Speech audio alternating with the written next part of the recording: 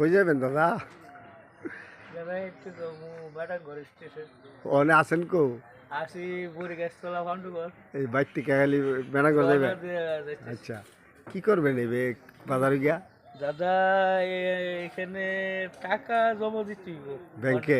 ব্যাংকে বদি কো?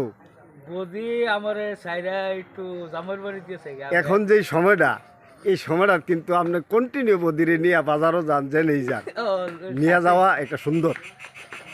এটা কিন্তু বদি তো বুঝতেছে না না বুঝাইতে হইব। না বদি যে এখন গেল জামার বাড়ি হইল না, হ্যাঁ হইল না, এটা সুন্দর হইলো। না জামাই তো এখন মনে করেন ডান যে আইছে ডান্ডি জামাই একটু কষ্ট হইতেছে না ডান্ডির জন্য হারাইছে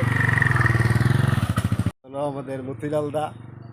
আসলে আমি এক জায়গায় যাইতেছি, তো ওই লোকটার অপেক্ষা করতেছি, যে লোক আমার সাথে যাইব। তো দাদার দেখা পাইলাম।